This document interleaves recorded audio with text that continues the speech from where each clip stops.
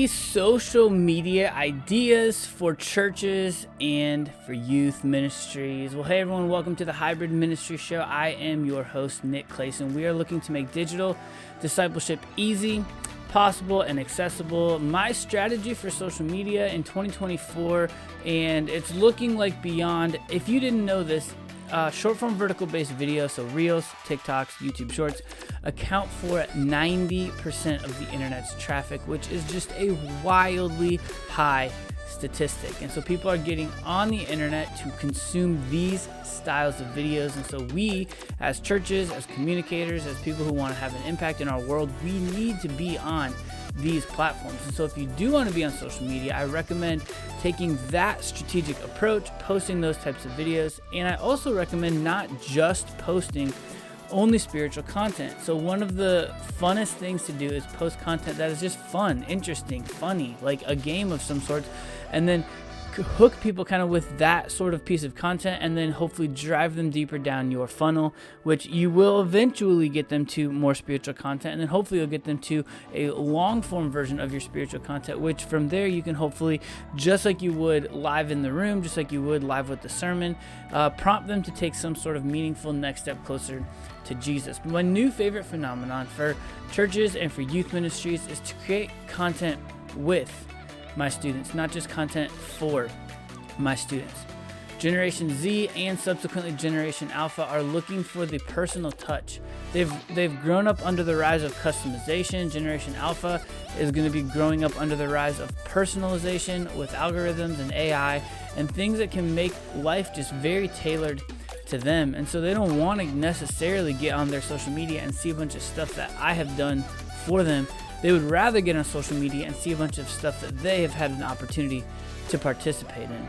And so a couple years ago, my resident, Caleb, linked right here is my interview with him. And in it, we actually talked for a little while about this concept called the social challenge. And so where this came birthed out of is in our student ministry, we have a very, very vibrant YouTube channel. It's probably the social media platform that I pour the most gas on. If you want to see our strategy, link down below is my completely free ebook strategy guide detailing and outline every single thing I do, from silly posting videos, long form version pieces of content. It will help you take and adapt that and make that possible in your context. But we were talking through our YouTube channel, which is mostly just teaching videos, and he wanted to include more students on our long form teaching video section of YouTube. You know, YouTube's broken into different like containers. You got posts, and you got shorts, and you got videos, and you got lives. And so he's like, I want more students. I think it'd be good if there were more students on the video portion and not just us staff people with teaching videos. And I was like, okay, great. So he invented this thing called the social challenge. And the social challenge became a huge win for us in our student ministry in multiple arenas. But early on, it would just be him, or maybe him and like another one of our students, or him and another one of our interns, filming some students doing some sort of challenge. Just think like any sort of youth group game, and then they would just capture it on camera. And so that was on a Wednesday night. Our team, we don't work on Fridays, and so he would come into the office on Thursday, and he would edit all day long to try and get that thing ready to go. And then from there, he would get that thing posted, and off he would go, putting our students on the YouTube channel. Well, over time, that just became hefty every single week with a Thursday all-day edit. Like, that was the only thing he had, like, really bandwidth for to do on Thursday. And so we let that thing run for about a semester, and then we made an adjustment. And I said, what if we, because in the meantime, we were filming short form vertical based video content with our staff, and we would film like once a month, and we would get together and we would do some of these ideas. One of the ones I'm about to share with you here in just a minute.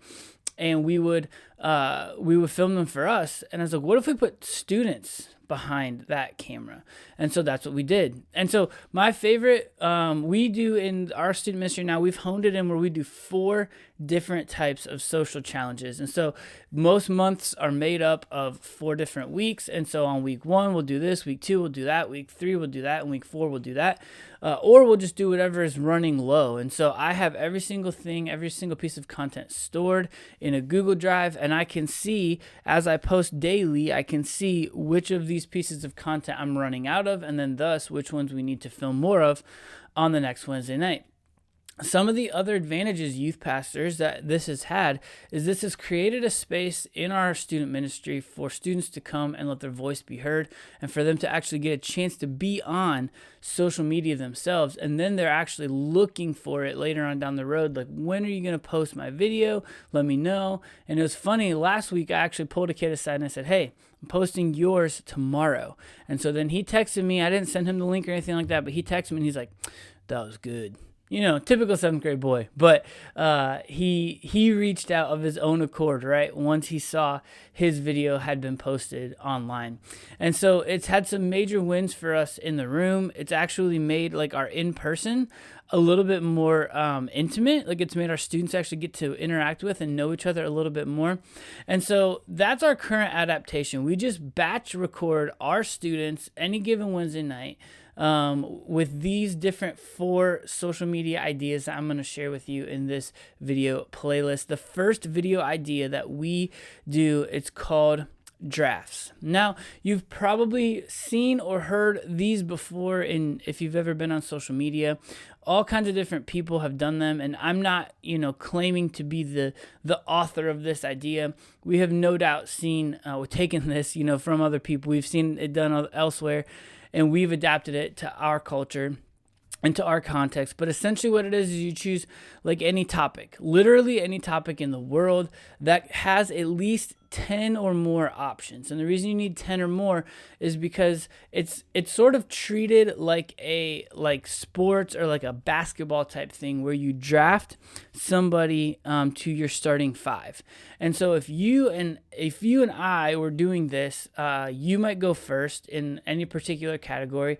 Let's just say basketball players, for example. But by the way, link down below in the description, I have shared with you like over 100 different draft topic ideas, as well as a gear resource list. So go ahead and click that link and go grab it. You can just have it, and then you can take these and kind of copy and paste them and implement them into your church and into your social media strategy. But if you were going first, maybe you're a Michael Jordan guy, so you'd take Michael Jordan, but then it'd go to me and it'd be my pick. And the only thing I couldn't take is Michael Jordan. I could take any other basketball player I wanted to.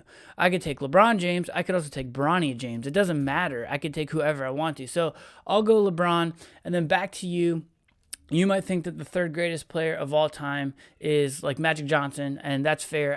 I'll go ahead and give you like the thumbs up on that. Come back to me, I'll probably take like Larry Bird or something like that. Back over to you. Let's say you take maybe you're a big Bulls guy. Maybe you take Scottie Pippen. Great, that's fine. I don't agree with that necessarily, but I appreciate you trying. Back over to me, I'll probably go Dr. J or Wilt Chamberlain maybe. I think, and as I'm doing this, I'm commentating it, right? I'm like, I'm thinking this, thinking that. And so I'll go ahead. I'll end up taking Wilt. No. What am I doing? I'll take Shaq. Back over to you, and you're like, all right, fine. I'll take Kobe. Great, that's great. Back over to me. Now I'll take Wilt. Okay, and I'm not like building a team to play with, and you can set those parameters because I can't have Wilt and Shaq playing on the same team. They're both centers, right? Back over to you. Maybe you're going to take like a modern guy, so maybe you're going to go like Kevin Durant or something like that, and I think that would be fair. Back over to me. If I wanted to take a modern guy, though I don't think he's top 10 of all time, but I do think he's great, Shai Gilgeous-Alexander, represent the Oklahoma City Thunder. That's my favorite basketball team. And then what you do at the end is you'd say, hey, let us know, comment down below who you think won. Okay, now in that particular case, everyone watching would definitely say that I won, but maybe you got some big Bulls fans, some people from Chicago watching your content. Maybe they would say that you won, and they would say that you picked all the GOATs and Kobe Bryant and Scottie Pippen and all the other people, right? Like whatever the case might be. But you just literally go back and forth and back and forth and back and forth. Another option you can do is you can snake it. And so if you don't know, it's like first person, second person, first person, second person.